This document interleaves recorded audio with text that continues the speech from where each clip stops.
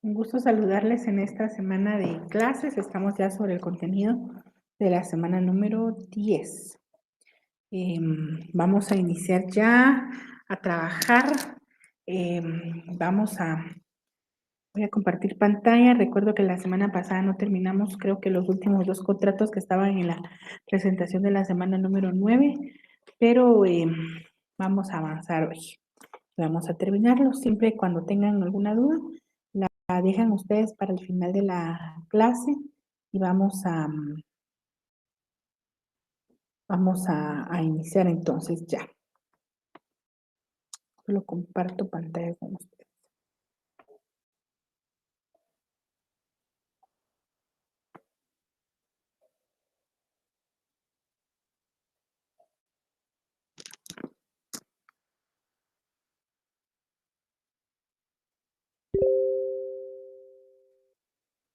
Ahora agregué los últimos contratos acá para que eso estaba haciendo antes de ingresar.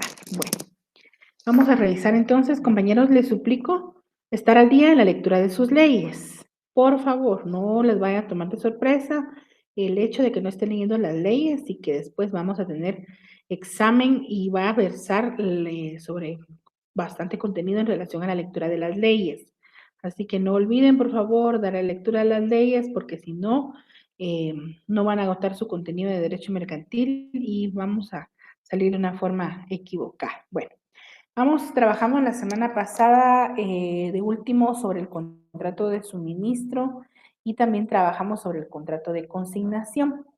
Vamos a retomar diciendo que los contratos mercantiles son contratos que son celebrados entre partes y que tiene que ser, una de las partes debería ser comerciante.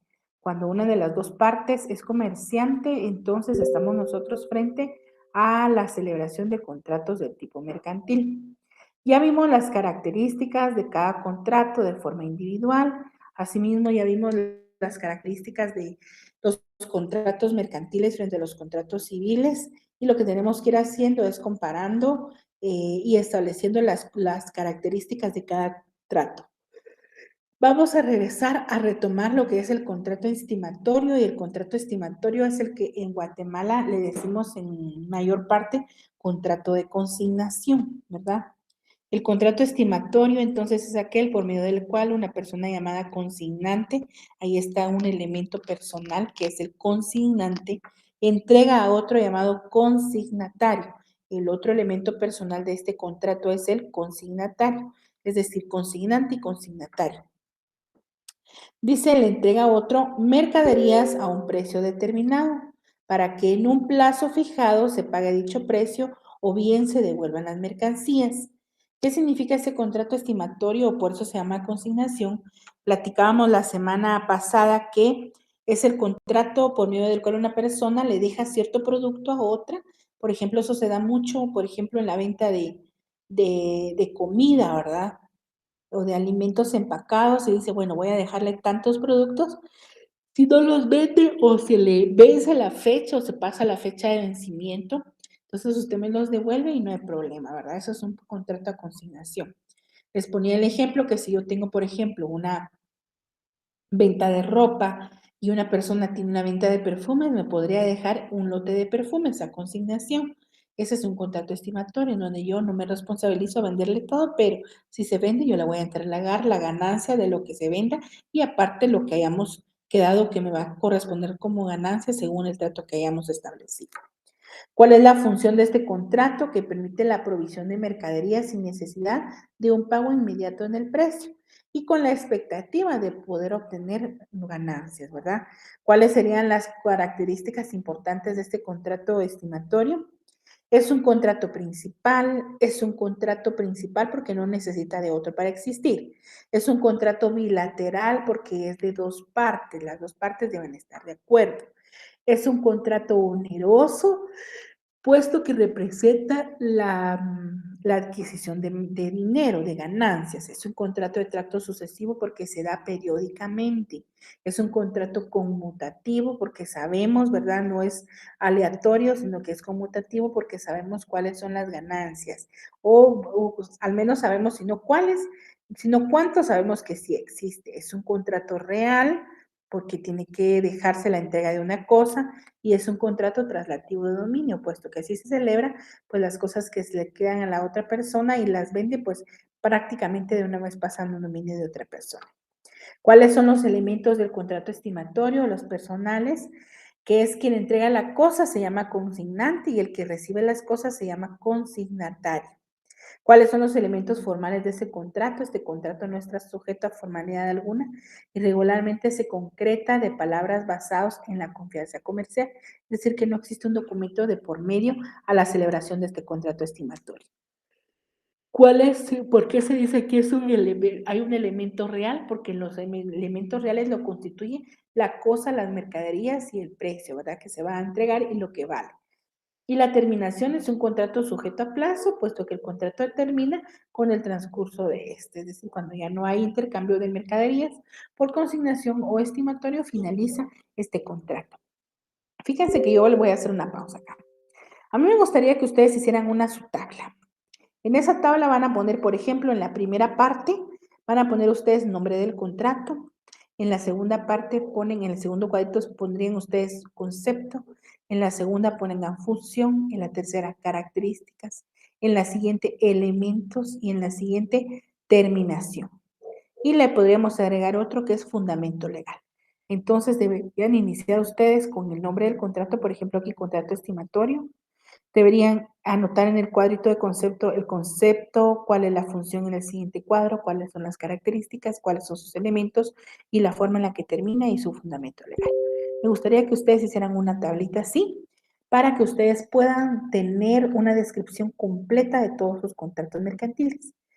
Pueden ustedes hacerlo, pueden trabajarlo. Normalmente cuando yo doy clases en semestre, que trabajo por lo regular el derecho mercantil en sus numerales 1, 2, 3. Entonces, yo siempre, cuando era examen de contratos mercantiles, ese era mi examen, ¿verdad? El de ponerles esa tabla y que me llenaran esa tabla al menos como unos 8 contratos, que era lo que consideraba yo que podían hacer y que podían haber aprendido, ¿verdad? Mínimamente. Entonces me gustaría que ustedes hicieran eso, si no lo vamos a hacer de memoria, pero sí lo pueden hacer ubicando y entendiendo de mejor forma cada contrato mercantil. Así que les animo a que lo hagan. Vamos a pasar al siguiente contrato y es el contrato de depósito mercantil. Hay una ley que se llama Ley de Almacenes Generales de Depósito. Espero que ya hayan leído esa ley, que tiene todo y mucho que ver con este contrato de depósito mercantil. Necesito entonces que ustedes hayan leído esa ley y les animo a que ustedes la terminen también de leer quienes no la hayan finalizado para que podamos de una forma ordenada pues ir avanzando en relación a los contratos mercantiles. Muy bien. Vamos a hablar con el contrato mercantil de el depósito mercantil, ¿sí? El depósito mercantil. Vamos a ubicarlo en nuestro código de comercio, por favor. Ya les busco, solo que estoy buscando hasta ahora mis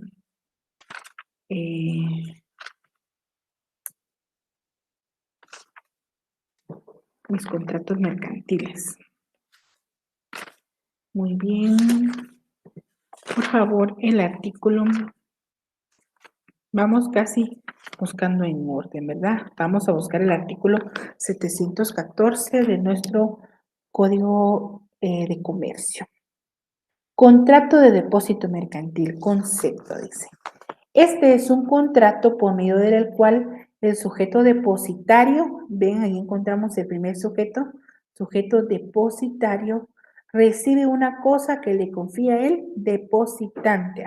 Y al cuadro que les dije anteriormente, agréguenle sujetos, porque eso, y miren, les anticipo porque yo los contratos o la segunda examen, voy a preguntar bastante y voy a trabajar mucho los contratos mercantiles así, de deducción, no lo que ustedes normalmente miran en las diapositivas, sino lo que ustedes interpretan de ellas. Entonces, por favor, sacar en este caso, por ejemplo, cómo se llaman los sujetos de cada contrato mercantil. Entonces, es un contrato por medio del cual un sujeto llamado depositario, ahí encontramos el primer sujeto, recibe una cosa, o sea que el que recibe la cosa se llama depositario, que le confía a quién, el depositante, con la obligación de custodiarla y devolverlo cuando se le requiere. ¿Cuál es el objeto entonces? Existe una obligación de custodiarla y devolver cuando se requiera esa cosa. El depósito puede ser regular cuando se devuelve el mismo bien que se depositó, el mismo. Por ejemplo, un depósito de una pintura.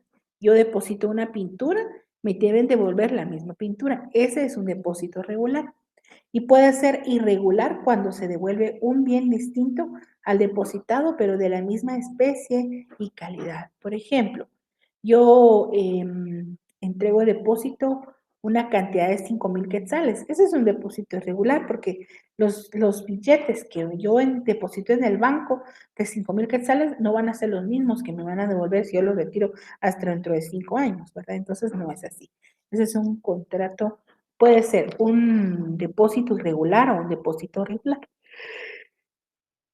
Características. ¿Cuáles son las características de este contrato de depósito? Primero que es un contrato principal porque no subsiste de otro contrato. Bilateral porque hay un acuerdo entre el depositario y el depositante. Es un contrato oneroso porque genera ganancias. Es un contrato de tracto sucesivo porque se da en prestaciones periódicas. Es un contrato conmutativo. Sé, ¿verdad? Porque tiene que hacerse una transacción y aparte de la transacción sé si voy a obtener o no ganancia y es un contrato real porque hay la entrega de una cosa. Esas son las características. ¿Cuáles son los elementos de ese contrato?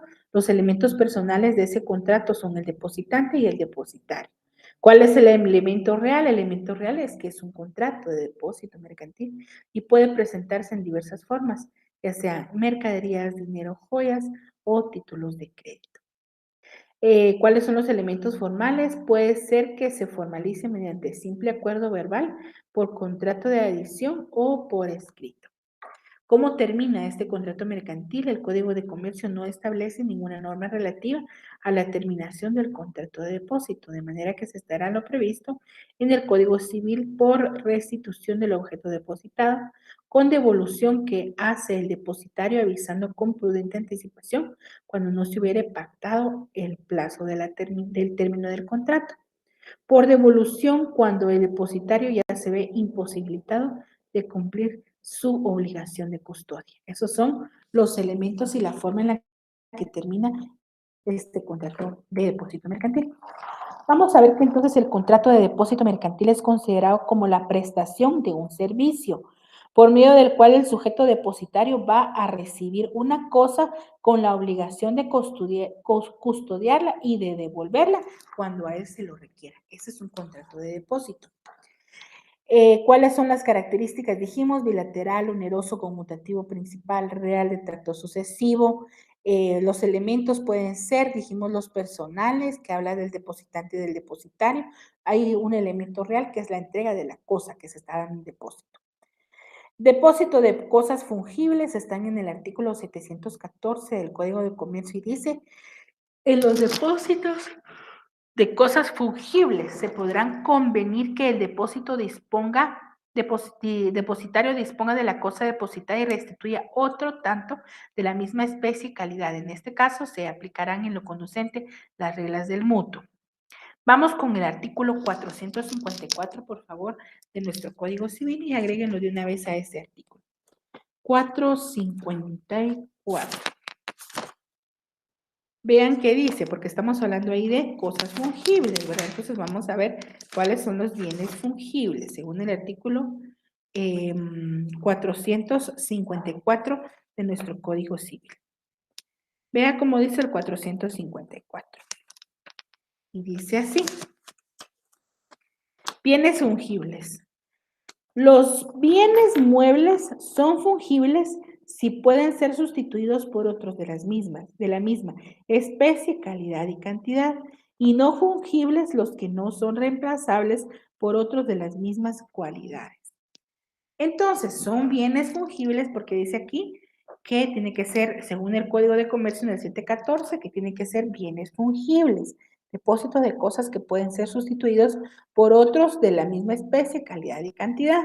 Por ejemplo, un depósito de una cosa fungible o una cosa fungible, por ejemplo, es un quintal de maíz. ¿Por qué? Porque puede ser sustituido por otro de la misma especie, calidad y cantidad. Hablamos, por ejemplo, en lo mercantil, hablemos, por ejemplo, de zapatos que pueden ser sustituidos por otros de la misma especie, calidad y cantidad. Este es en sí, el artículo 714 habla del depósito de cosas fungibles. El 715 habla de depósito bancario de dinero y dice el depósito de dinero transferirá la propiedad al banco depositario, quienes tendrán la obligación de restituir. 716, depósito a nombre de dos personas. Los depósitos que se refieren los dos artículos anteriores recibidos a nombre de dos o más personas podrán ser devueltos a cualquiera de ellas, aun en caso de muerte de uno o varios de los codepositantes, a menos que se hubiese pactado lo contrario. Este es un contrato de depósito. Y aparece en el 717 del depósito de almacenes generales. Y este tiene que ver mucho con la ley de almacenes generales de depósito. Dice, serán depósitos de almacenes generales los hechos en establecimientos abiertos al público para la guarda y conservación de bienes muebles. Solamente los almacenes generales de depósito debidamente autorizados podrán emitir certificados de depósito y bonos de prenda representativos de las mercaderías recibidas. El certificado de depósito es un documento que está extendido por el almacén general de depósito y el bono de prenda también está constituido sobre un almacén general de depósito. ¿Y qué es lo que hacen ellos? Son datos representativos de las mercaderías recibidas. La existencia y operación de los almacenes generales de depósito se regirán por la ley específica y de sus reglamentos. Este es el contrato de depósito, así que necesito que por favor hayan leído su ley de almacenes generales de depósito. Vamos ahora con el siguiente, el siguiente, el siguiente contrato.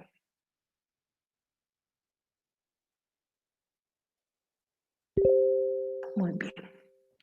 Operaciones de crédito. Vamos a iniciar a ver que en el artículo 718 inicia el capítulo número 4 de este libro del Código de Comercio y habla sobre las operaciones de crédito. Y en la primera sección va a hablar sobre la apertura de crédito. Y estos contratos no son complicados, así que por favor pongamos atención. Si no ponemos atención, sí se nos complica. Vamos a ver dentro de las operaciones de crédito, vamos a ver el primero, que es la apertura de crédito. Dice, la apertura de crédito, concepto. Por el contrato de apertura de crédito, un sujeto denominado acreditante, subrayen eso que es acreditante, se obliga frente a otro sujeto llamado acreditado, es decir, acreditante y acreditado, a poner a su disposición una suma de dinero o a contraer obligaciones por cuenta del acreditado.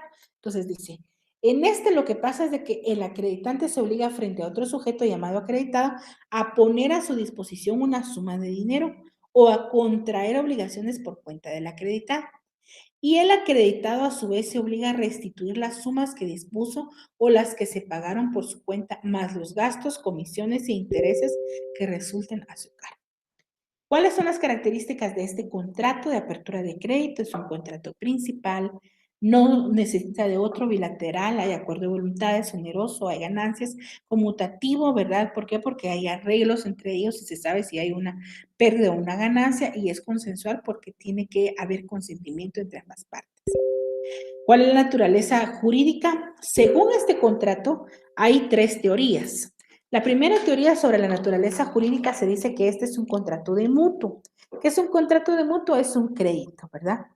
Ya que las circunstancias de que en este contrato se dé la restitución del valor recibido y se paguen intereses fundamentan esta teoría.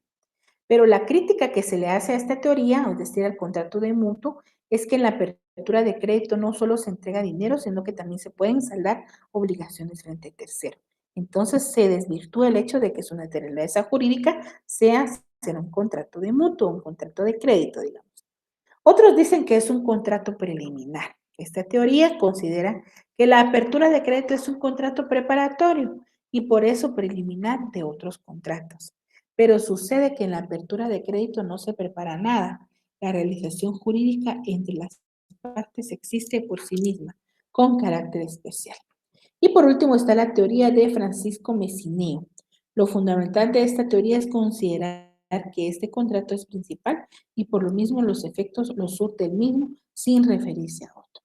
Estamos entonces frente a la naturaleza jurídica del contrato de apertura de crédito. Este contrato de apertura de crédito es el contrato, ¿verdad? Un sujeto que se llama acreditado se obliga a otro que se llama el acreditante, se obliga frente a otro llamado acreditado a poner a su disposición cierta suma de dinero o a contraer obligaciones. Es decir, que una persona le pone a su disposición cierta cantidad o cierta cosa, ¿verdad? Para que él lo vaya a entregar, ¿verdad? Para que pueda ser utilizado. ¿Cuáles son las obligaciones del acreditante? El acreditante se obliga a disposición del acreditado, a poner a disposición del acreditado una suma de dinero y a contraer obligaciones por cuenta de este. Este es el acreditante. El acreditado se obliga a restituir el dinero de que dispuso o a proveer el dinero y a pagar gastos, comisiones e intereses. Los derechos del acreditante, que se le restituyan las sumas que haya retirado del acreditado, que se le provea de dinero necesario para pagar las obligaciones del acreditado, que se le paguen los gastos, comisiones e intereses que sean causado. ¿Cuáles son los derechos del acreditado? De disponer del dinero que se le acredita y que se le paguen las obligaciones por su cuenta. Vamos a conocer algunas modalidades. Vamos a conocer algunas modalidades del contrato de apertura de crédito.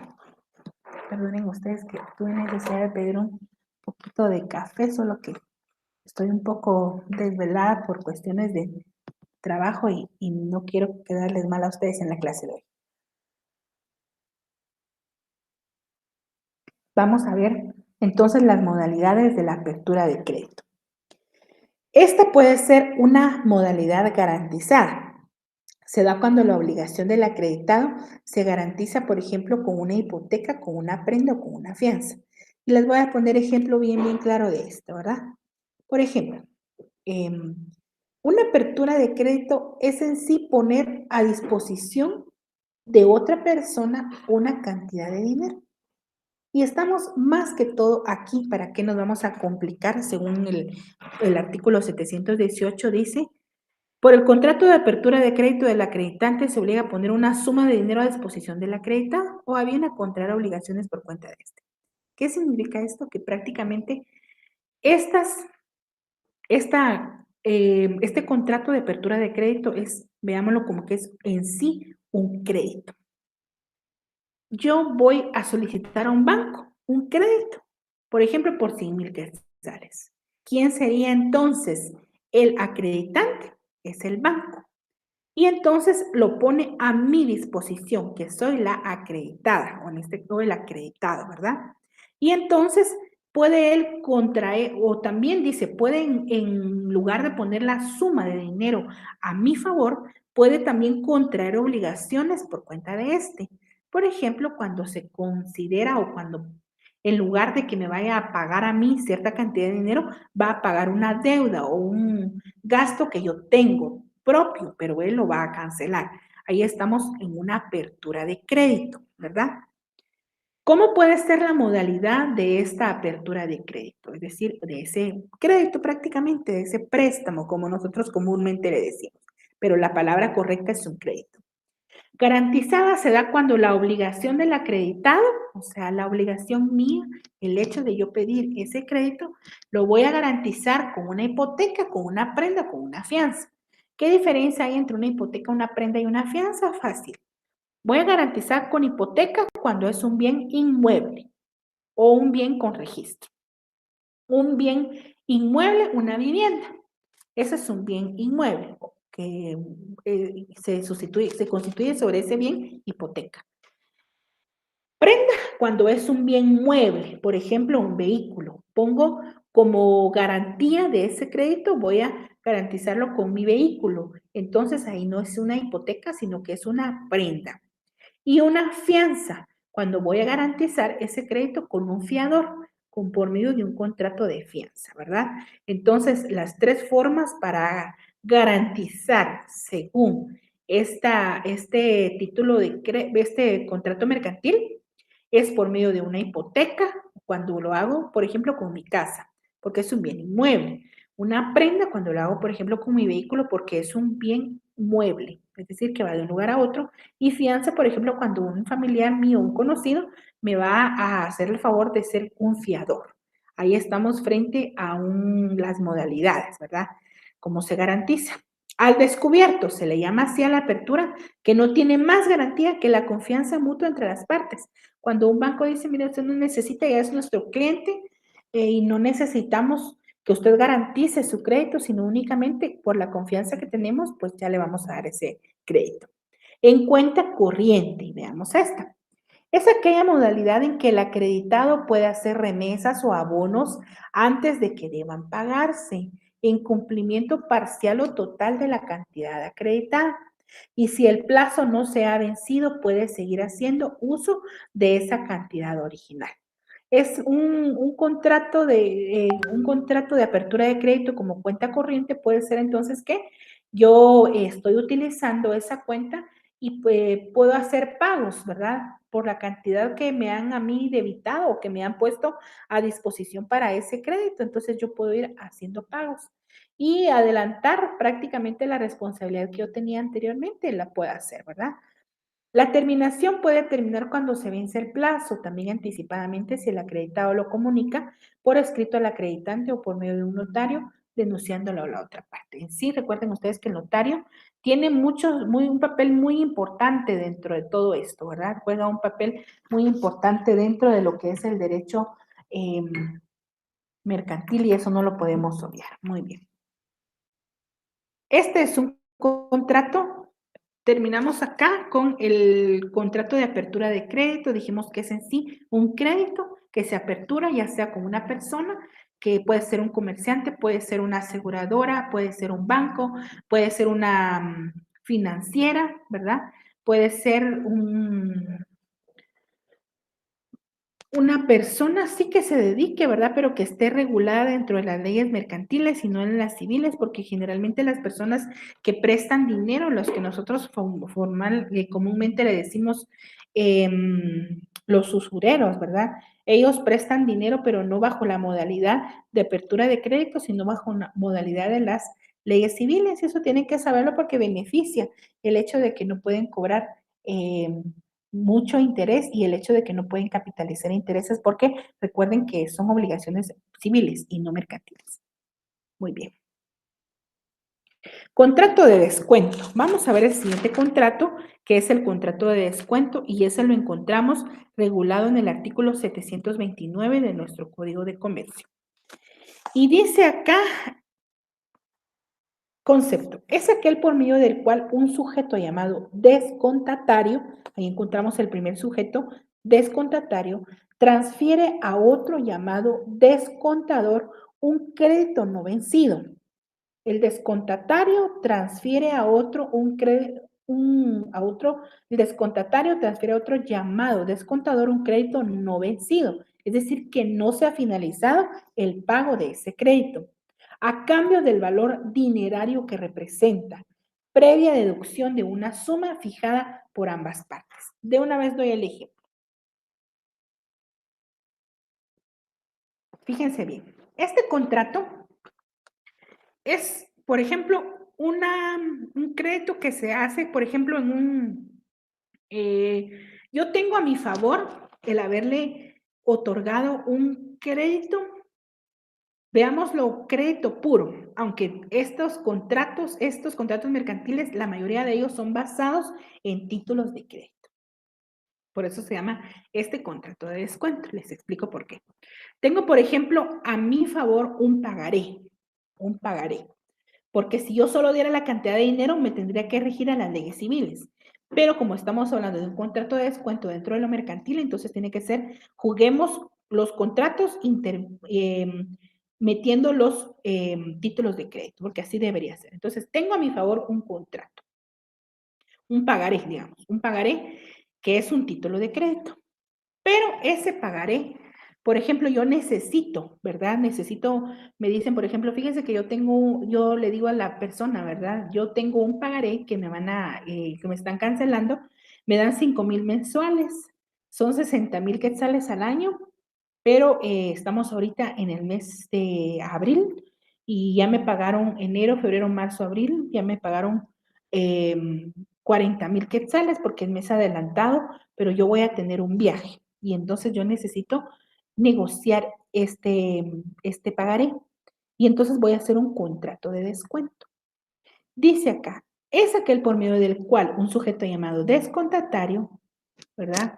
Transfiere a otro llamado descontador un crédito que no se ha vencido. Entonces yo le voy a transferir a esa persona, al descontador, un crédito que no se ha vencido a cambio del valor que representa. Entonces le digo, mire, fíjese que yo, la verdad es de que de los 60,000, ya me pagaron 20,000, porque me pagaron 5,000 de cada mes, enero, febrero, marzo y abril. Me pagaron 20,000 quetzales, no 40, sino 20,000 quetzales, y de esos 20,000 quetzales yo voy a recibir 60,000 quetzales. Pero yo necesito urgentemente ese dinero. Entonces, hagamos un contrato de descuento. Entonces, yo transfiero ese crédito a favor de otra persona, en donde la persona dice, bueno, usted va a recibir 60,000 quetzales, pero como yo le voy a dar a usted el dinero, entonces yo no le voy a dar los 60,000, sino yo le voy a dar a usted, por ejemplo, 40,000 quetzales. Es decir que le voy a dar, ya recibió usted 20,000, le voy a dar yo otros 20,000 y mi ganancia o el descuento van a ser los últimos 20,000. Entonces, prácticamente yo lo acepto, le transfiero la obligación de cobrar ese pagaré a otra persona y la otra persona, que es la deudora, va a tener que pagar esos 5,000 mensuales a la nueva persona o al descontador. Yo voy a ganar únicamente 40,000, la otra persona va a ganar los otros 20,000 le van a quedar a él como ganancia. Por eso se llama contrato de descuento, porque se hace un descuento para ver cuál es la ganancia que le queda a la otra persona. ¿Cuál es la naturaleza jurídica del contrato? Dice las teorías que explican la naturaleza jurídica de este contrato son, primero, la teoría de cesión de crédito. ¿Qué dice?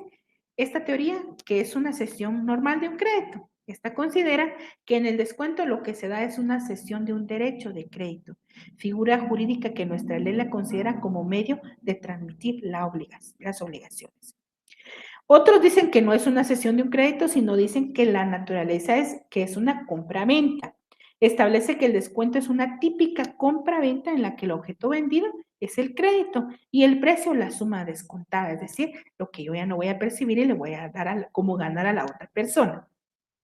Otros dicen que no es esto, sino que es un préstamo. Establece que cuando se descuenta un crédito, se está realizando un préstamo de descontador, ¿verdad? O descontatario, por lo que viene a ser una operación de crédito. Pero más que todo, esta sería como una cesión de crédito. ¿Cuáles son las características de este contrato de descuento? Que es un contrato principal, bilateral, oneroso, conmutativo, consensual. Podría ser uno de tracto sucesivo. En el ejemplo que yo les di, si es tracto sucesivo, en otro podría ser que no, porque es una cantidad fija a pagar. ¿Cuáles son las clases de descuento que existen? Un descuento cartáceo, vean cuál es. Es aquel en el que se transfieren, ¿qué dice? Los que se transfieren son títulos de crédito, como el que yo les puse el ejemplo ahorita, que por lo regular son letras de cambio. Y un descuento no cartáceo. Este se da cuando el crédito consta en los libros de contabilidad de un comerciante. Por ejemplo, ¿cómo podría ser un descuento no cartáceo? Voy a comprar yo, por ejemplo, un restaurante. Voy a comprar, por ejemplo, yo un restaurante. Y en ese restaurante hay, o una ferretería, digamos, una ferretería, y hay la persona que me va a vender a mí la ferretería, esa persona definitivamente tiene créditos todavía que no le han cancelado, pero como me va a vender a mí la ferretería completa con sus activos y pasivos, entonces las deudas que le detenían a él como antiguo dueño van a pasar ahora a mi cuenta. Eso es un ejemplo de un descuento no cartacio, ¿verdad? Entonces se dice que los créditos no constan en títulos de crédito, sino que constan en libros de contabilidad de comerciante. Ahí estamos con el contrato de descuento. Este está regulado a partir del artículo 729 de nuestro Código de Comercio. Encontramos las letras documentadas, encontramos que hay créditos en los libros, como lo vimos ahorita, y están las obligaciones del descontatario, están en el artículo 733. Muy bien, vamos ahí con el contrato de descuento. Pasamos a otro que es el contrato de cuenta corriente y ese lo encontramos en el artículo 734 del Código de Comercio. Cuenta corriente. Concepto. Por el contrato de cuenta corriente mercantil, las partes denominadas en común cuenta correntistas, es decir, que las dos partes o las tres o las cuatro partes, todos se van a llamar cuenta correntistas. Se obligan a entregarse remesas recíprocas de bienes de diversa naturaleza. Remesas recíprocas de bienes de diversa naturaleza, cuyo valor dinerario constituyen partidas de abono o cargo en la de cada cuenta correntista, saldándose las operaciones al cierre del contrato para determinar quién es el sujeto deudor de la relación y exigir el pago en los términos convenidos. Ese es un contrato de cuenta corriente. ¿Cuáles son las características? Contrato principal, es bilateral, consensual, oneroso, de tracto sucesivo, porque hay remesas recíprocas. El cierre del contrato, el cierre de la cuenta no es la terminación del contrato, es solo el acto necesario para determinar quién es el deudor y quién es el acreedor entre las partes del contrato y proseguir el envío de remesas que originan nuevos cargos y abonos en sus contabilidades. Ya les pongo un ejemplo fácil. ¿Cómo termina este contrato? Si no se fijó el plazo para la terminación del contrato, cualquier cuenta correntista puede darlo por terminado en la fecha de un cierre si da aviso con 10 días de anticipación por lo menos. Puede ser puede ser incluso este bancario, puede no ser bancario común, ¿verdad? Entonces, este es un contrato de cuenta corriente. Yo no sé si ustedes han escuchado, por ejemplo, cuando uno va al banco y pide una cuenta corriente, es decir, cómo va el movimiento de los cheques de giro, de los pagos, de los débitos que hago, de los retiros directamente que hago yo. Esa es una cuenta corriente, es decir, cómo va a ir. Pero un contrato de cuenta corriente mercantil de una cosa fácil sería una persona, por ejemplo, una persona que es dueño de una ferretería y esa persona que es dueño de esa ferretería, veamos que una constructora, ¿verdad? Una constructora va a abrir cuenta corriente en esa ferretería. ¿Qué significa eso? La constructora está realizando, por ejemplo, que la construcción de un parque en un municipio. Y entonces se suscribe contrato de cuenta corriente con el dueño de esa ferretería.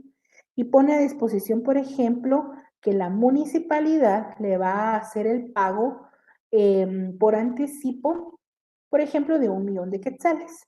Pero ese 1.000.000 de quetzales se lo otorga directamente para materiales, ¿verdad? Porque digamos que la mano de obra va a venir por una donación. Entonces la municipalidad pregunta en dónde se van a encontrar los materiales si son en esa ferretería. Entonces la municipalidad le entrega ese 1.000.000 de quetzales a la ferretería.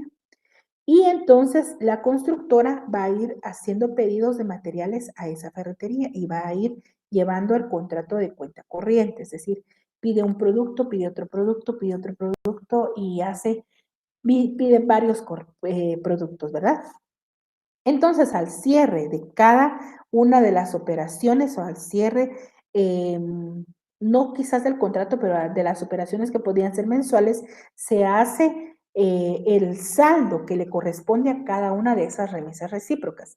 Entonces, se establece, por ejemplo, que hay 1.000.000 de quetzales cargado en la ferretería, pero la constructora ya ha comprado bastante material. Entonces lo que se hace es hacer la suma de todo lo que se ha recibido y la suma de los gastos y entonces hay una cuenta corriente ahí. Se determina si hay dinero todavía o si ya no hay posibilidad de seguir adquiriendo materiales. Ese sería un ejemplo de un contrato de cuenta corriente. También este puede ser este contrato puede celebrarse directamente en una entidad bancaria y ahí sería, más que todo, sería llevar al día las cuentas las cuentas que se pagan y lo que se encuentra al final en saldo dentro de una apertura de una cuenta, ¿verdad? Es decir, yo abro una cuenta, pero al final giro cheques, hago pagos, hago transacciones en línea, entonces tengo que pedir después la cuenta corriente, es decir, cómo va mi saldo hasta ese momento. Ahí estamos frente al contrato de cuenta corriente. Vamos a ver si necesitamos leer algún artículo de este. Veamos, por ejemplo, el artículo 741 que habla del plazo. El cierre de la cuenta para la determinación del saldo, es decir, si hay o no saldo, ¿verdad? Se opera cada 6 meses, salvo pacto contrario. Podría hacerse a cada 6 meses o antes o después. El crédito por el saldo es exigible a la vista o en los términos del contrato correspondiente. Si, por ejemplo, la constructora hubiera pedido más materiales del 1,000,000 de quetzales, entonces ahí es exigible a la vista inmediatamente el pago de lo que se le adeuda, según el cierre de la cuenta corriente. A eso se determina o a eso se establece. Contrato de reporto. Este lo encontramos en el artículo 744 del Código de Comercio. Y este es fácil.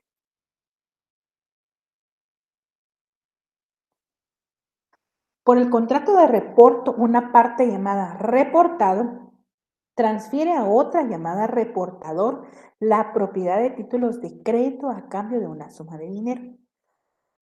Transfiere a otra llamada reportador. Fíjense, la propiedad de títulos de crédito a cambio de una suma de dinero, obligándose este último a devolver al primero todos los títulos de la misma especie dentro del plazo pactado y contra el reembolso del precio de los títulos, el que podrá ser aumentado o disminuido de la manera convenida. ¿Cuáles son las características del contrato de reporto? Bilateral, oneroso, conmutativo, de tracto sucesivo, real, nominado, típico. El reporto es para los títulos de especulación, para títulos sujetos a la oferta y la demanda del mercado de valores, para las acciones de las sociedades anónimas. ¿Qué significa esto? El reporto, decimos entonces, que el reportado va a transferir al reportador la propiedad de títulos de crédito, obligándose ante el otro, ¿verdad? A devolver otro título de la misma especie en el pago pactado contra reembolso del precio de los títulos que podría ser aumentado o podría ser disminuido, ¿verdad? Esto podría darse específicamente, por ejemplo, dentro de las acciones de una sociedad mercantil, lo que son un contrato de reporto. Pero en sí lo que se transfiere acá son la propiedad de títulos de crédito por una suma de dinero. Hay empresas que actualmente se dedican principalmente al cobro, por ejemplo, de títulos de crédito y ellos lo que celebran entre sí es un contrato de reporto. Entonces, el reporto, el contrato de reporto dice una parte llamada reportada transfiere a otro, que es el reportador, propiedad de títulos de crédito a cambio de dinero. Yo tengo, por ejemplo, una factura, una letra de cambio, ¿verdad? Una letra de cambio o un pagaré, que es lo que más se utiliza. Entonces, yo tengo a mi cargo, por ejemplo, un pagaré por 100,000 quetzales, tengo una letra de cambio por 200,000 quetzales, y entonces yo, la verdad es de que a mí me cuesta mucho llevarle seguimiento, estar recibiendo más si son en tracto sucesivo, estar requiriendo mensualmente el pago de las amortizaciones de esos títulos de estos títulos de crédito. Entonces, yo mejor los entrego a otra persona llamada reportador, le entrego la propiedad a cambio de esa suma de dinero, ¿verdad? Obligándose entonces a devolver al primero otros títulos de la misma especie dentro de ese plazo que ha sido pactado o contra el reembolso también de los títulos de crédito. Entonces, Yo tengo un pagaré de 100,000 quetzales a mi favor y tengo una letra de cambio por 200,000 quetzales a mi favor. Se las voy a entregar a otra persona y le digo, mire, hágale el favor de reencargarse usted de hacer el cobro de estos títulos de crédito y entonces, por ejemplo, dentro de 6 meses usted me entrega otro pagaré u otra letra de cambio para que yo pueda seguir cobrando este dinero con otra persona o puede ser que usted me reembolse el dinero. Pero el pagaré que valía 100,000 quetzales a mi favor ya no va a valer 100,000. Podría ser que valga ahora, por ejemplo, 85,000 quetzales. ¿Por qué? Porque esos 15,000 quetzales es lo que va a ganar la otra persona. Y de esa letra de cambio de 200,000 ya no va a valer 200,000, sino va a valer, por ejemplo, 175,000, porque los otros 25 son de ganancia para el reportador. Entonces, al terminar el plazo en el cual él me tiene que entregar a mí el dinero, me puede dar otros títulos de crédito, es decir, otra letra de cambio, otro pagaré con el mismo valor, que sería en todo caso los 75,000 más los, dijimos 85,000, que sería lo que me tiene que entregar él, no ya por la suma completa anterior, o me puede dar el efectivo del dinero, ¿verdad? Esto sería. Vamos ahora con, aquí terminaríamos el contenido de nuestra semana número 10. Miren, tendríamos que haber leído hasta el artículo 750, el Código de Comercio, las leyes, nos tocaría el Convenio de París y el acuerdo sobre los aspectos de los derechos de propiedad intelectual. Conocemos ahora el siguiente, que es las cartas órdenes de crédito. Eso lo vamos a ver en el artículo 750 del Código de Comercio. Cartas órdenes de crédito. La carta orden de crédito es un contrato que se formaliza en un documento denominado carta orden de crédito, por medio del cual quien lo expide se dirige a un destinatario, ordenándole la entrega de la suma de dinero a la persona que él mismo le indica y a quien se le llama tomador o beneficiario. A quien se le llama tomador o beneficiario. La función en sí de esta carta orden de crédito es facilitar a una persona que en sí es la persona que se llama tomador, que pueda disponer del dinero en efectivo en una plaza distinta a aquella en la cual se está emitiendo ese crédito. Por ejemplo, una persona que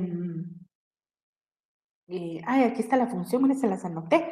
En la parte de atrás, de abajo dice facilitar que una persona, que es la llamada del tomador, pueda disponer del dinero en efectivo en otra plaza distinta de aquella que se le emite el documento. Por ejemplo, yo voy a necesitar, y eso se da mucho en transacciones internacionales, voy a necesitar, por ejemplo, una suma de dinero y no quiero utilizar ni tarjetas ni otro tipo, sino únicamente tenerla a disposición para yo ver si al final aperturo una cuenta o manejo una tarjeta o algo. Entonces, yo tengo una cantidad de dinero disponible, la voy a poner, por ejemplo, hagámoslo a nivel nacional. Yo quiero comprar un vehículo, por ejemplo, en Izabal, y deposito en un banco que existe en Izabal y que me quede más cerca de todos los bancos que están en Izabal. Entonces, yo vengo al banco en la sucursal de aquí, por ejemplo, Quetzaltenango, y entonces voy a ese banco y en ese banco yo hago prácticamente pongo a disposición esa cantidad de dinero, por ejemplo, 100,000 quetzales, y yo solicito que me den una carta orden de crédito. Entonces, ellos le van a ordenar a la empresa bancaria que está en Izabal que ellos me puedan entregar a mí esa cantidad de dinero, pero en otra plaza, es decir, en otra sucursal o en otro lugar, porque yo no quiero viajar desde aquí, del occidente, por ejemplo, hasta llegar a Izabal con esa cantidad de dinero. Y tampoco no soy de las que manejan ni cuentas ni nada de eso, entonces necesito que me otorguen una carta orden de crédito. Veamos nuevamente el concepto, carta orden de crédito, contrato que se formaliza con un documento llamada carta orden de crédito, por medio del cual quien lo expide, el banco en quien Quetzaltenango, se dirige a un destinatario, el banco en Izabal, ordenándole al banco de Izabal la entrega de la suma de dinero a la persona, o sea, yo, que él mismo le indica y a quien se le llama tomador o beneficiario. ¿Por qué? Para evitar algún problema o algún percance que pudiera pasar dentro del espacio para transitar con esa cantidad de dinero. ¿Cuáles son las obligaciones del dador según el artículo 754? El dador de una carta de orden de crédito quedará obligado hacia la persona a cuyo cargo la dio por la cantidad que ésta pague en virtud de la carta dentro de los límites fijados en la misma. Según el plazo, dice, cuando en ella no se indique otro, el plazo de una carta orden de crédito será únicamente de 1 año, contando desde la fecha de su expedición, pasado el plazo que en la carta se señale. En su defecto transcurrido el que indica este artículo, la carta quedará en sí cancelada. Ese es un ejemplo de una carta orden de crédito. Ahí está la revocabilidad, las obligaciones del deudor y el plazo, que son los artículos que leímos ahora.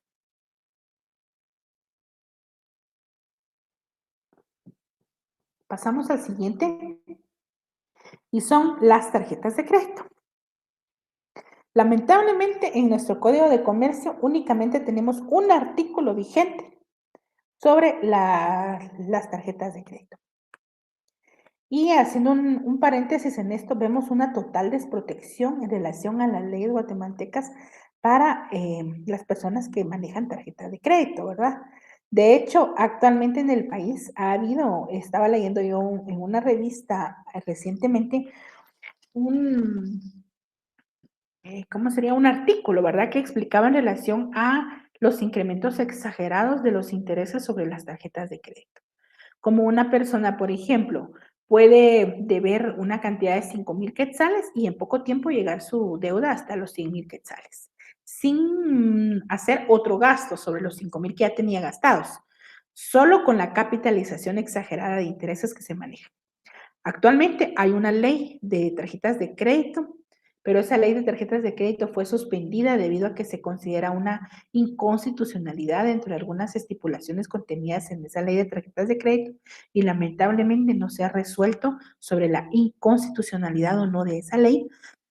Mientras tanto, ni se puede crear otra ley, ni dicen si esa está constitucional o es inconstitucional. Entonces, nos tienen con la misma, las mismas disposiciones jurídicas en relación a las tarjetas de crédito.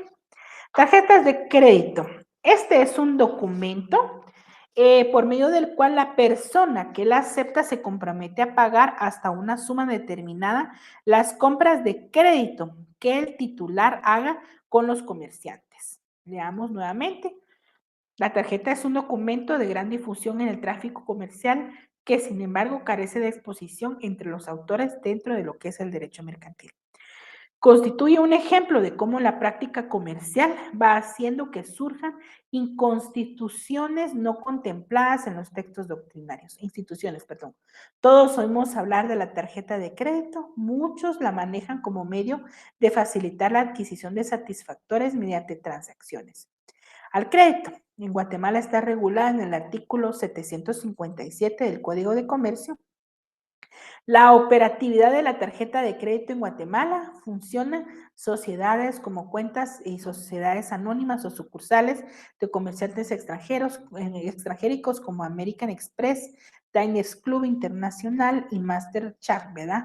Que son las que más se utilizan. Visa también, que es en sí el reportador, que se dedican a extender tarjetas de crédito a nivel nacional para uso nacional e internacional. Entonces, veamos qué dice el artículo 757 del Código de Comercio. Las tarjetas de crédito deberán de ser emitidas a personas individuales o jurídicas y no serán negociables. Deberán contener el nombre de quien las expide, es decir, el banco, ¿verdad? O la institución, si es una financiera o quien está extendiendo esta tarjeta. La firma autógrafa de la persona a cuyo favor se extiende, que es la firma que se coloca en la parte de atrás. El plazo de vigencia, si la misma tiene validez nacional o internacional, eso se hace cuando se hace el contrato de la tarjeta, siendo aplicable a las mismas en lo que corresponda a las normas de las cartas órdenes. Por el financiamiento a través de tarjetas de crédito, se aplicará la tasa de interés que se indique en el artículo 757 bis de este código, pero este está derogado, ¿verdad? A los créditos originarios por el uso de las tarjetas de crédito se aplicarán las reglas de los pagarés a excepciones de la tasa de interés convencional. Estas tasas de interés están reguladas por la Ley de Bancos y Grupos Financieros.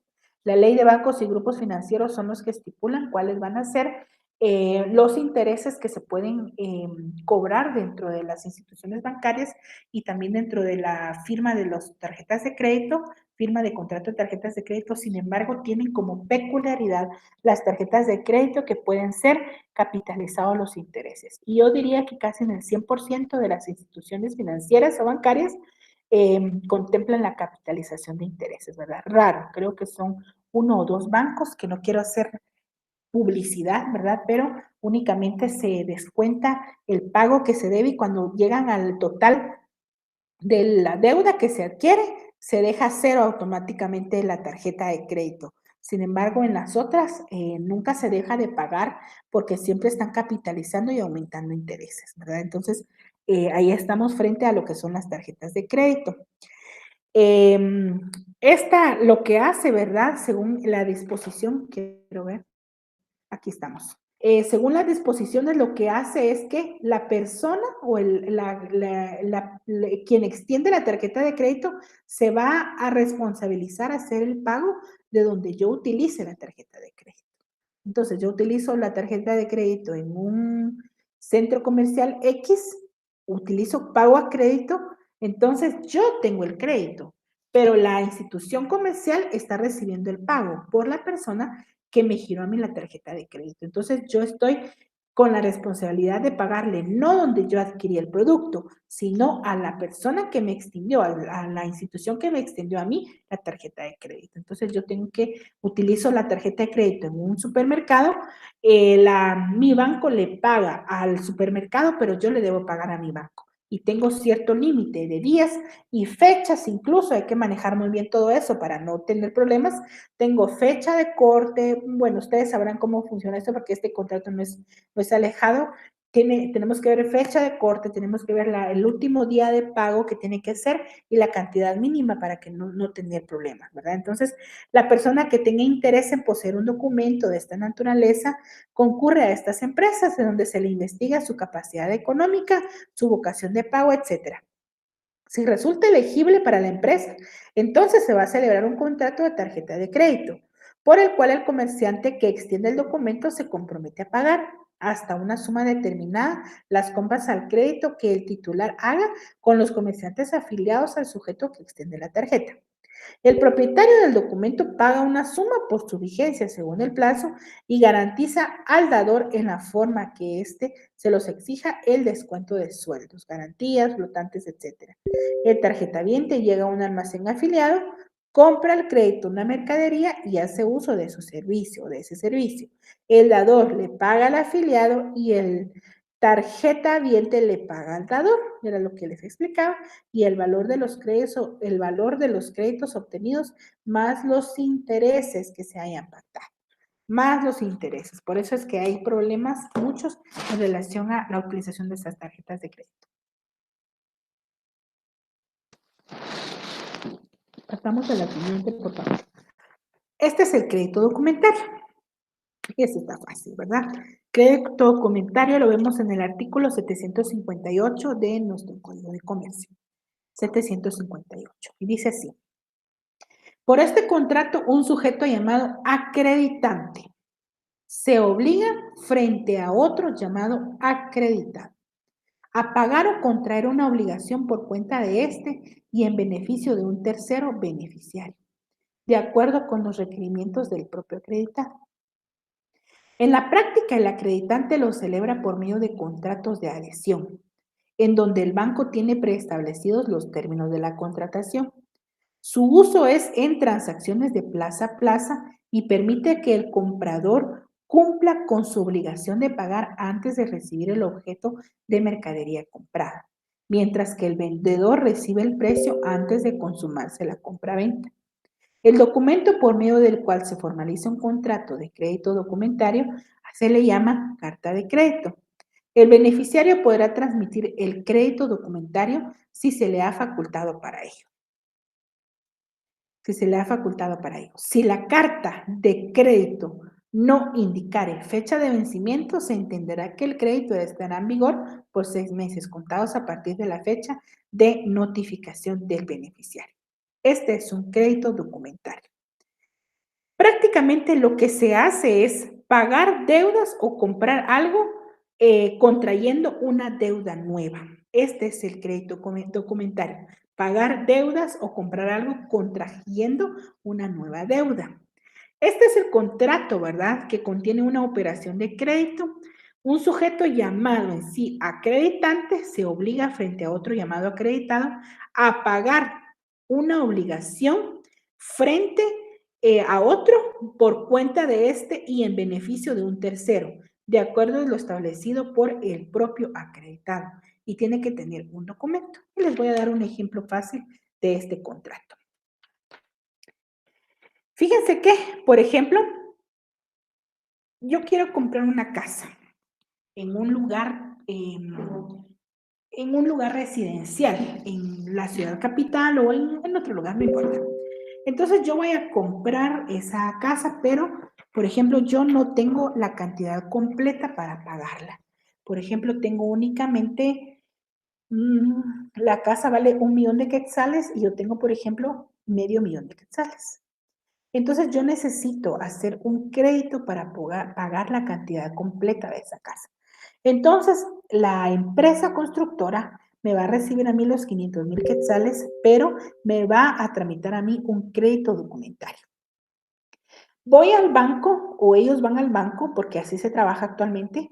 Entonces, el banco me va a otorgar a mí un crédito por el otro medio millón de quetzales que me hace falta para comprar esa casa. Pero ese medio millón de quetzales no me lo van a entregar a mí, sino se lo van a entregar a la constructora que me está vendiendo la casa. Y entonces prácticamente la constructora recibe el otro medio millón de quetzales, yo me quedo con un crédito documentario. ¿Y por qué crédito documentario? Porque la constructora, como ya recibió el millón de quetzales completo, mi medio millón más el medio millón que me prestaron, ya tiene cancelada la totalidad de la vivienda.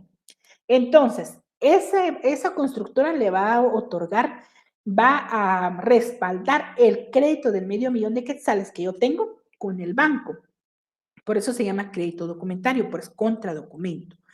Entonces, ellos le van a dar la escritura al banco y el banco me va a cobrar a mí, y media vez yo no termine de pagar ese medio millón de quetzales, no se va a levantar el crédito documentario, es decir, que está garantizando ellos el pago de ese medio millón de quetzales con la escritura de la vivienda, donde ya debería ser mía, pero como no he pagado el otro medio millón de quetzales, todavía no me lo pueden dar.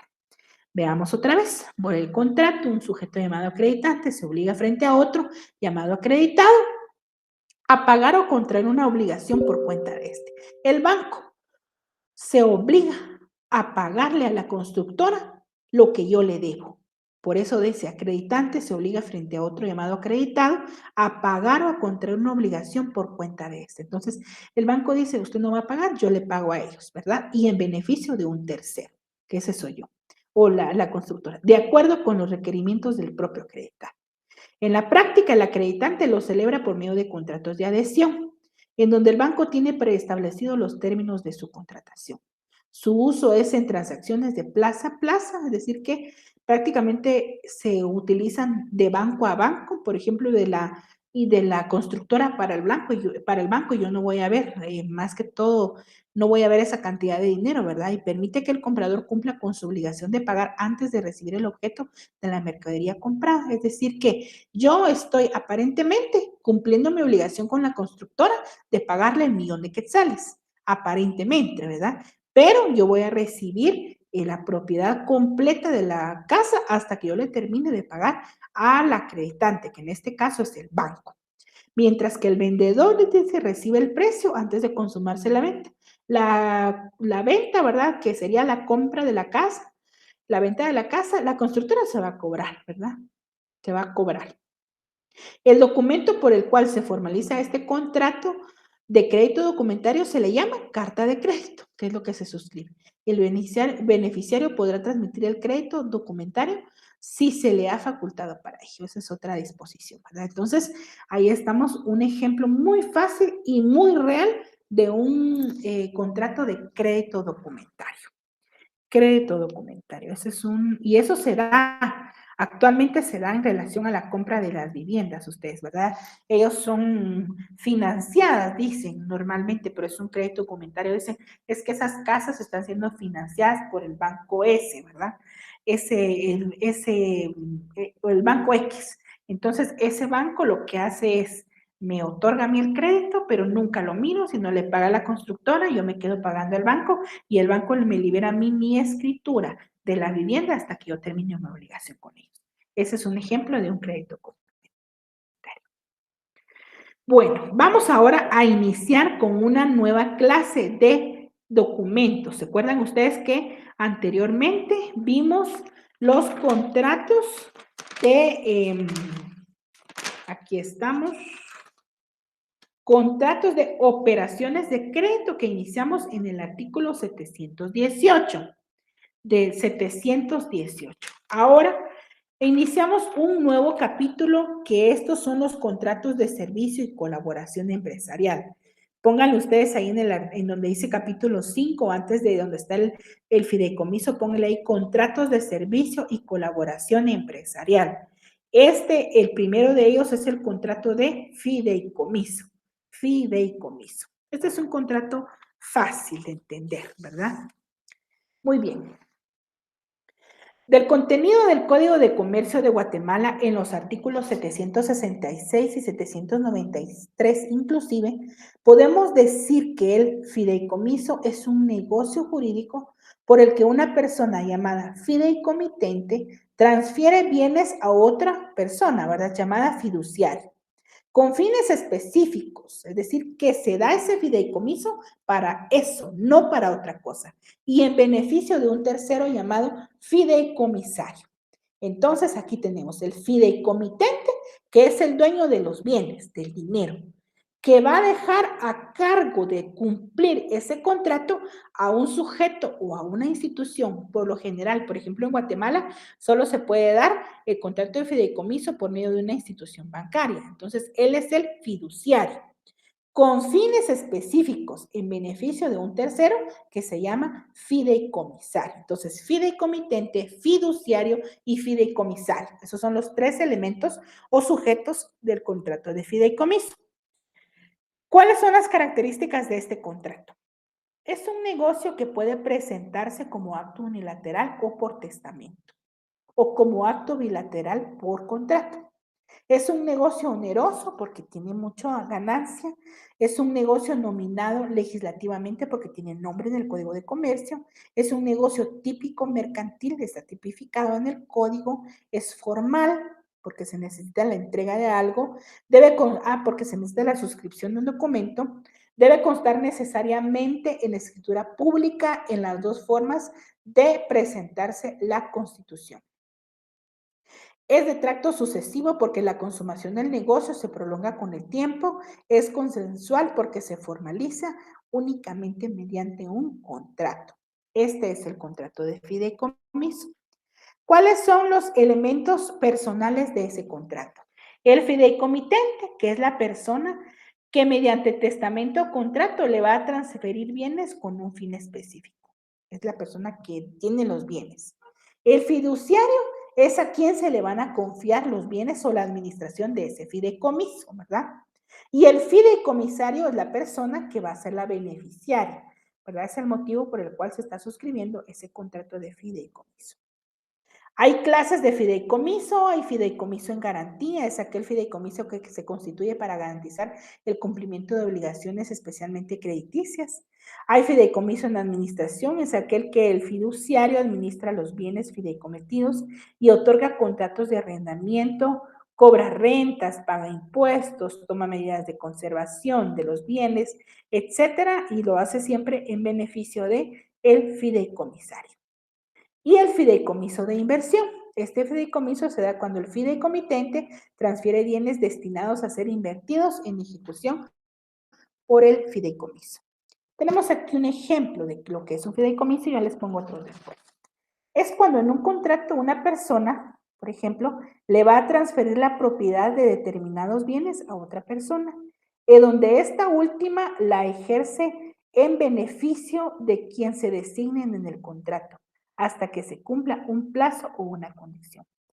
Permite entonces al inversor invertir su capital en un negocio que será manejado por un experto que actúa con la prudencia y diligencia del buen hombre de negocios, sobre la base de la confianza depositada en él, en defensa de los bienes fideicometidos, ya que se comporta como el nuevo propietario y los objetivos del fideicomiso. Si no es así, entonces el fiduciante o el beneficiario pueden exigir la retribución por los daños y perjuicios que se han causado. Vean ustedes, este contrato de fideicomiso es un contrato que se otorga normalmente, por ejemplo, con los artistas, ¿verdad? Hay artistas que tienen una cantidad muy exagerada de dinero y los hijos lamentablemente pues no han sido buenos administradores o no han terminado una carrera universitaria o no han hecho algo importante en su vida. Entonces ellos les dejan pagados un fideicomiso, un contrato de fideicomiso. Entonces, por ejemplo, dejan a una persona que es la encargada de administrar ese fideicomiso y, por ejemplo, dice, a los 20 años se le va a entregar a mi hijo, por ejemplo, 5 millones de dólares. Cuando cumpla, por ejemplo, 30 años, se le va a otorgar otros 10 millones de dólares. Y así sucesivamente, ese fideicomiso que le deja el papá, y les menciono una, sin decir nombres, pero es un contrato de fideicomiso real. Y entonces resulta que incluso dicen qué fecha ya no va a ser el administrador de ese fideicomiso, sino otra institución bancaria, ¿verdad?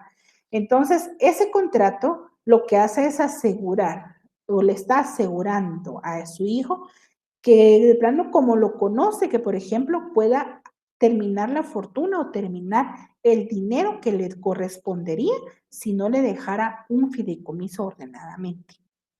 Otro ejemplo de un fideicomiso es, por ejemplo, cuando se le deja normalmente a un hijo menor de edad.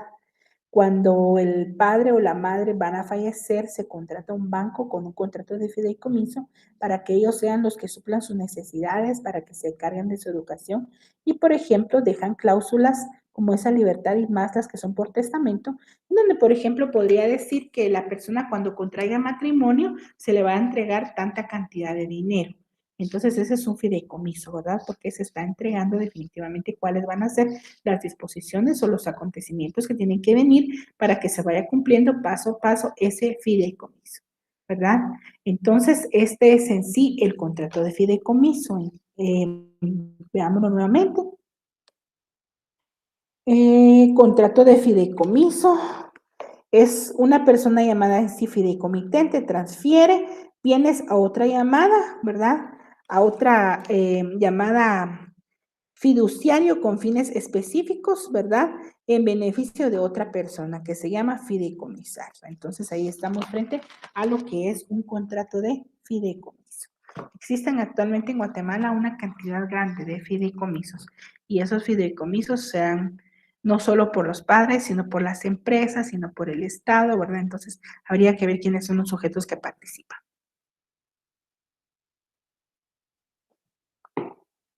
Avanzamos con otro contrato.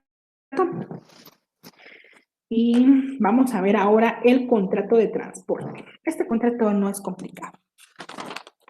Vamos con el artículo número...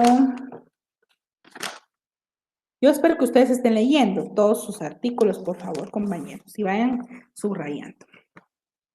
Contrato de transporte. Este está a partir del artículo 794 de nuestro Código de Comercio. Para delinear un concepto de contrato de transporte, tomaremos en cuenta lo que establece el artículo 794, que dice: por el contrato de transporte, el porteador, ahí encontramos al primer elemento, el porteador, por cierto precio, a conducir, el porteador se obliga por cierto precio a conducir de un lugar a otro pasajeros o mercaderías ajenas que deberán ser entregadas al consignatario. Entonces encontramos acá, por el contrato de transporte, el porteador, un elemento. Se obliga por cierto precio a conducir de un lugar a otro pasajeros o mercaderías ajenas que deberán ser entregadas al consignatario. Entonces, un contrato de transporte definitivamente es un contrato simple, sencillo, que es de tráfico mercantil, pero que ahí vemos reflejados muy bien las características importantes de todos los contratos mercantiles. Es consensual, bilateral, oneroso, principal, conmutativo, real, ¿verdad? Porque se entrega y se da una cosa. Entonces ahí estamos frente a este contrato de transporte. Conforme esta norma podemos decir que es un contrato por el cual una persona que se llama porteador se obliga por un precio a conducir personas o cosas de un lugar a otro.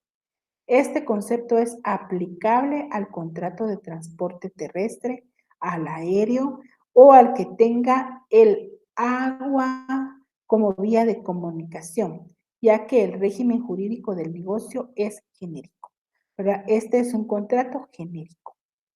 Características es consensual, bilateral, oneroso, principal, conmutativo. El contrato de transporte, ¿qué es lo que se da en sí? El movimiento de pasajeros de un lugar a otro, sea en cualquier vía, ¿verdad? Es un contrato en el que el porteador se obliga mediante un precio, que es el pasaje, a conducir personas o cosas de un lugar a otro. Es aplicable entonces el contrato de transporte terrestre o el aéreo o el que tenga el agua como vía de comunicación. Ahí estamos frente al contrato de transporte. ¿Cuáles son las clases de contrato de transporte? Vamos a ver el primero, que está el contrato de transporte de personas. ¿Qué es lo que va a transportar el contrato de transporte de personas? Personas, ¿verdad? Tiene por fin conducir al sujeto de un lugar a otro. Esta persona recibe el calificativo de pasajero. Ese es el contrato de transporte. Los sujetos de este contrato son el porteador y el pasajero. Vemos el siguiente, que es el contrato de transporte de cosas. Este lo encontramos regulado a partir del artículo 805 de nuestro Código de Comercio. El contrato de transporte de cosas se va a referir siempre a la actividad de la transportación de un lugar a otro, solo que en este caso lo que se transporta es mercaderías o también cosas mercantiles, cuya propiedad por la propia naturaleza de la región es ajena al porteador. ¿Quiénes son los sujetos que aparecen en el contrato de transporte? El cargador, el remitente, el consignante, el porteador, el fletante o transportista, el consignatario o el destinatario. Este es un contrato de transporte vimos contrato de transporte de cosas, contrato de transporte de personas. Esto lo vemos regulado a partir del artículo con transporte de personas, a partir del 880 y el 805 para el transporte de cosas. Para el transporte de cosas. Vamos a ver el contrato de participación.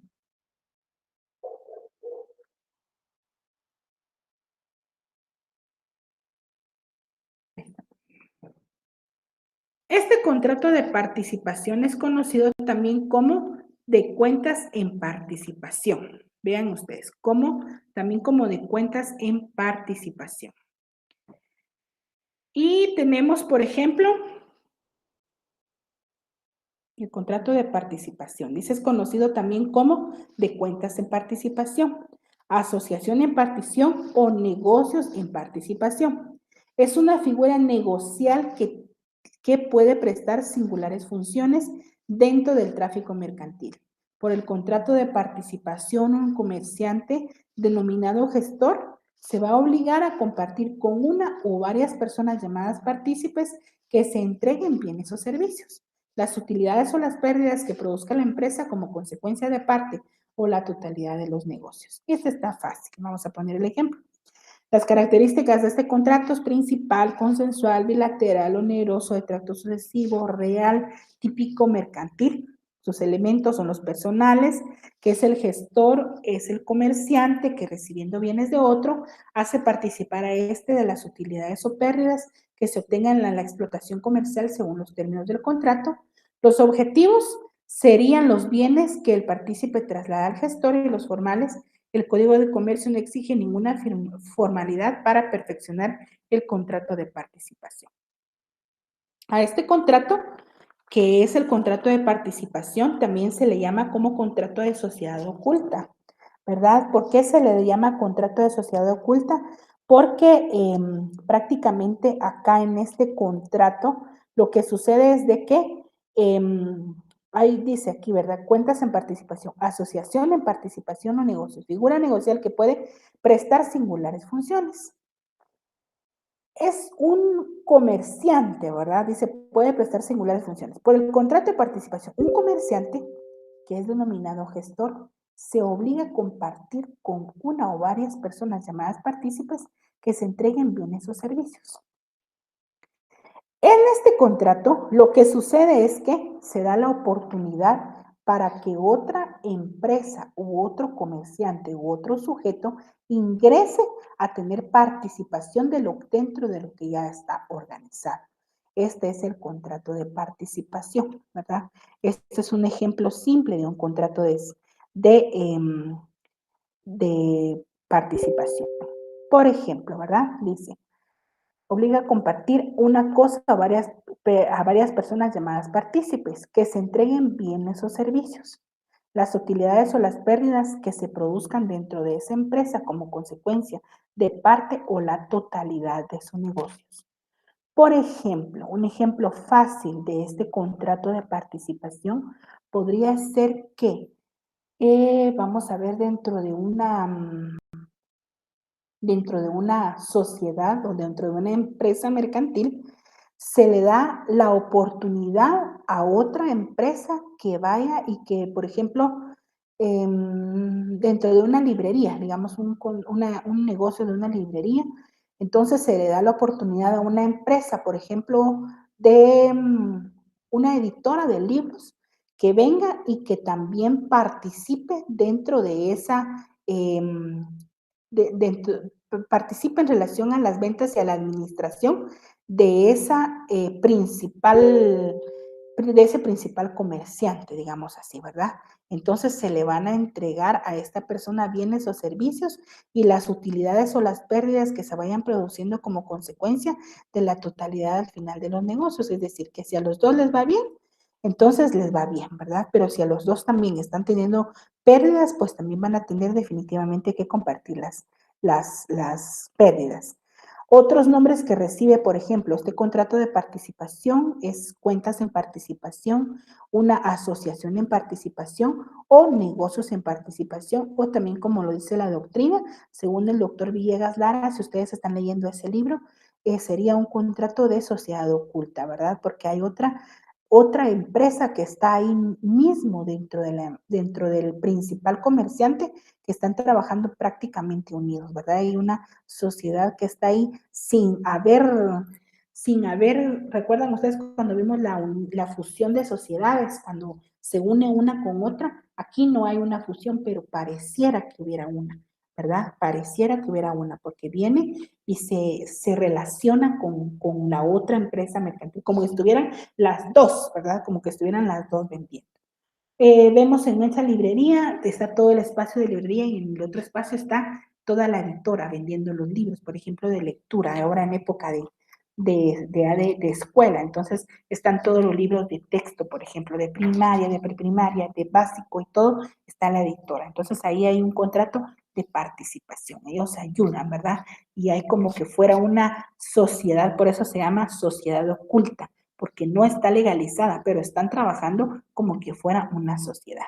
Este es un contrato de participación. Yo no sé si ustedes tienen, creo que ustedes tienen clases porque empezamos a las 3:30 y estamos ya sobre las 5 de la tarde. Entonces nos quedamos en el contrato de participación. Aquí tenemos un ejemplo, el comerciante Pedro, gestor y propietario de una empresa que se dedica a la fabricación de muebles de madera, le permite a Juana y a Sandra, que serían los partícipes, aportar el equivalente a una camionada de madera para la elaboración de esos muebles. A cambio, entonces, el comerciante en Pedro, el que se llama Pedro, que era el original, compartirá con Juana y Sandra las utilidades y las pérdidas de dicha producción.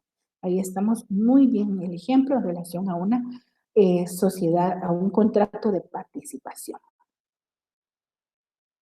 Únicamente nos falta para hoy el contrato de hospedaje y ya solo nos faltaría ese para terminar. Entonces, Bueno, mejor lo dejamos, les iba a decir terminémoslo, pero ese contrato no es muy largo, pero vamos a hablar unas cositas ahí importantes dentro de este contrato de hospedaje. Muy bien, compañeros. Este sería la clase y la lectura para la semana número 11, leer del artículo 874 al 1038 el Código de Comercio. Vamos a leer el Tratado de Libre Comercio, los reglamentos del Registro Mercantil General de la República y vamos a tener a la mano, por favor, para la semana número 11, la Ley de Derechos de Autor y de Derechos Conexos, la Ley de Propiedad Industrial, la Ley de la Actividad Aseguradora y la Ley de la Protección al Consumidor y Usuario. Voy a tratar de desarrollarlas con ustedes de una forma más fácil. Bueno, dejo de compartir, compañeros,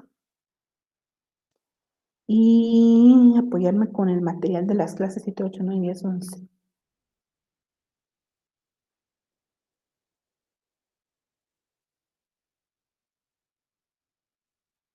Ok, compañero, yo les voy a estar suscribiendo o redactando las preguntas, perdón, enviando las presentaciones en esta semana. Presentaciones. Gracias, compañero Ubaldo. Yo le reescribo, compañero. Pareciera que por eso el contrato de participación se le intenta dar como una sociedad oculta, porque están, digamos que son aparentemente socios, pero no hay algo que lo respalde como socios, ¿verdad? No hay un documento, no hay una sociedad, no hay una fusión de sociedades, las personas no son accionistas, entonces por eso se le llama contrato de sociedad oculta, ¿verdad? Pero más o menos, y eso es lo que se da mucho en la práctica, ¿verdad? Incluso en los negocios no formales, dicen, bueno, yo puedo cocinar tal cosa y ustedes tienen la estufa y tienen el espacio, unámonos y hagamos eso. Ese es un contrato más o menos de participación. Bueno, va compañera María, no sé si todavía tiene esa pregunta, compañera, después de la explicación, si no me indica. Fíjese que sí, compañera, el contrato de descuento está derogado y permítame, compañero, no se vayan a ir un momentito.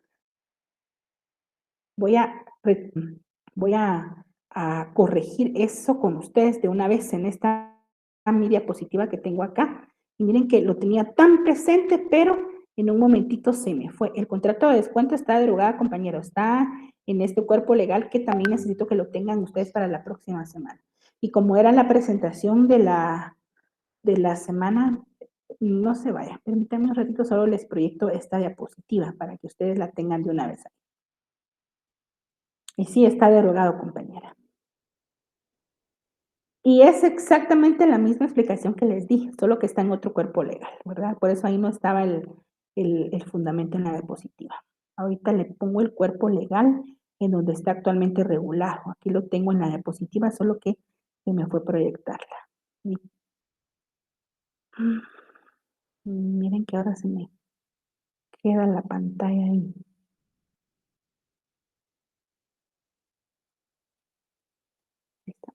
Ahorita regreso y le muestro de una vez este contrato, compañero.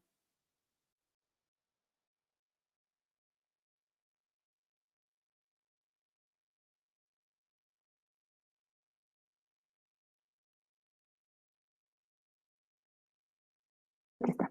Aquí.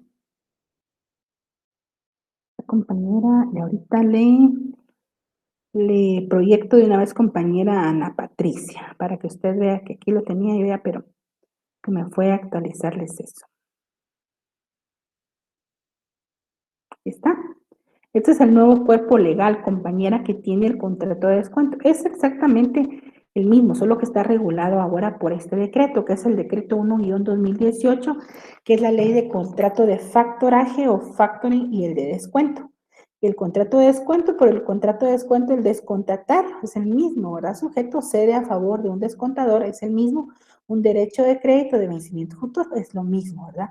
A cambio de un monto acordado previamente entre ellos. Es decir, que la explicación que les di hoy del descuento es exactamente el mismo, solo que no lo tenemos regulado actualmente dentro de nuestro Código de Comercio, sino que está regulado ahora en el decreto 1-2018, que es la ley de contratos de factoraje y de descuento. Así que aquí está, compañera, pero gracias porque me acordó proyectarles esta diapositiva.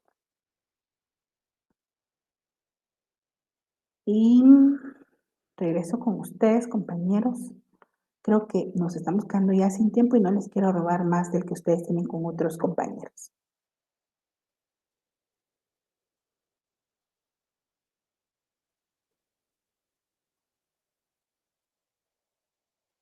Sí, claro que sí, compañera Linda.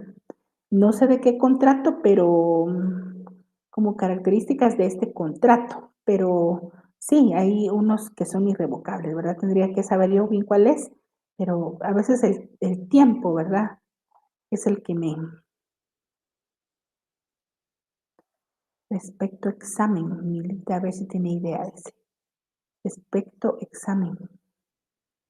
No le entiendo bien la pregunta. ¿Contrato de descuento? Sí, ya les presenté este también. Sí, compañera Sandra, ahí les presenté ahorita la diapositiva. Qué bueno que estén ustedes pendientes. Sí, está derogado exactamente y está por este decreto que es el de 2018. Ajá, varios compañeros me están haciendo la observación.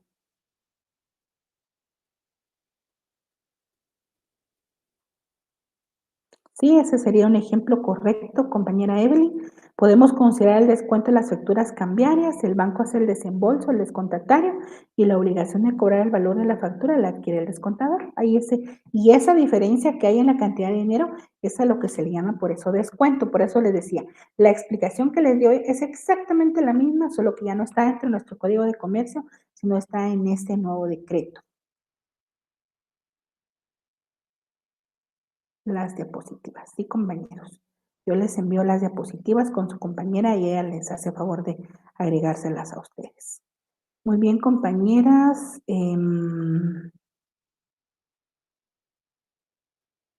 Si tienen otra pregunta, las diapositivas, diapositivas, diapositivas, diapositivas. Muy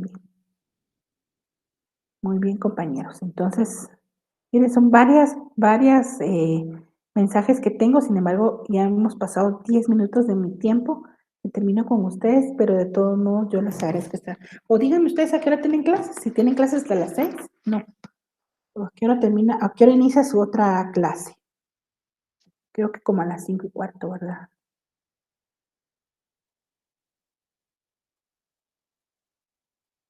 Gracias, Electra, por resolver. Sí, y mire que ya tenía la diapositiva, pero un ratito se me fue pegar esa diapositiva ahí, porque la explicación es la misma, solo que está en un cuerpo legal, ¿verdad? Ahí estamos. Ah, bueno, fíjense que yo ya les envié las diapositivas de la semana 7, 8, 9 y 11. Y no les he enviado la 10. Ah, bueno, entonces les envío la 10, compañera, ¿verdad? Para completar con ustedes ya lo del segundo parcial. Para los que ya están en el grupo de Telegram, los que no, pues esta semana vamos a hacer lo posible de terminar el envío de todas. Compañeros, fíjense que yo también coloqué aquí en el tablón de este curso, yo les coloqué a ustedes las diapositivas. Entonces verifiquen por favor porque yo tengo entendido que ahí las pueden ver todas. Pero vean ustedes si están ahí en los documentos publicados de este curso, si pueden o no observar ustedes las diapositivas porque ahí están las presentaciones ya agregadas. Entonces así es más fácil porque las pueden descargar de una vez. Yo ya las publiqué acá y las puse público para que todas las personas, o sea, todos los estudiantes puedan verlos, ¿verdad?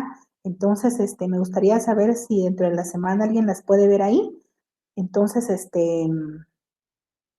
sí, compañera María, un gusto y perdonen ustedes el retraso. Y compañeros, vean ustedes, me gustaría que alguien me contara si dentro del tablón de la clase, es decir, donde está publicada documentos para todos ustedes de información, ahí subí yo las diapositivas. Si las pueden ver todos, alguien me puede indicar, por favor, porque yo las puse público para que todos las puedan ver. Y si es así, todas las pueden ver, ¿verdad? Para los que no tienen las diapositivas, dice. Muy bien. Para los que no tienen las diapositivas, que le escriban acá. Bueno, ¿saben qué voy a hacer? Les voy a poner esto en compartir pantalla. El, para que ustedes le escriban al compañero y él les va a compartir diapositivas. Gracias, compañero. Así me gusta que ustedes sean. Les estoy compartiendo mi pantalla en relación al correo y dice la compañera Roxana Abigail López Mazariegos. Para los que aún no tienen las diapositivas, que le escriban a este correo y ella les va a responder con gusto y les va a enviar las diapositivas y yo le voy a enviar inmediatamente ahorita la de la semana número 10, ¿verdad? Para que las tengan completas. Fíjense, compañeros, que ya me acordé de una cosa. En la presentación de la semana 9 está la presentación de la semana 10. Por eso es que no tiene compañera la semana 10, porque en la 9 ahí está de una vez la 9 y la 10. Así que ya los que ya le tienen la 9, desen de una vez el contenido de la 10 y lean ustedes y van a ver que ahí termina y donde dice contenido para la semana número 10 están las lecturas y empiezan las nuevas diapositivas. Esas son las diapositivas de la semana 10. Por eso no les envié la 10, porque en la 9 está 9 y 10 de una vez. Ya me acordé ahorita, compañeros. Pero igual ya las estoy proyectando para que ustedes se comuniquen. Gracias, compañera Roxana. Oye, qué amable de su parte. Entonces, que tengan una buena tarde, compañeros, y los veo dentro de 15 días. Que tengan ustedes un buen descanso esta semana, ¿verdad? Y también me cuentan, por favor, si dentro de la información de clases ustedes pueden ver la información completa que yo les dejo, porque ahí están subidas ya las diapositivas, ¿verdad? Y con el apoyo que me dio la compañera el día de hoy, entonces ya con eso estamos muy bien. Bueno, compañeros, que tengan una buena tarde.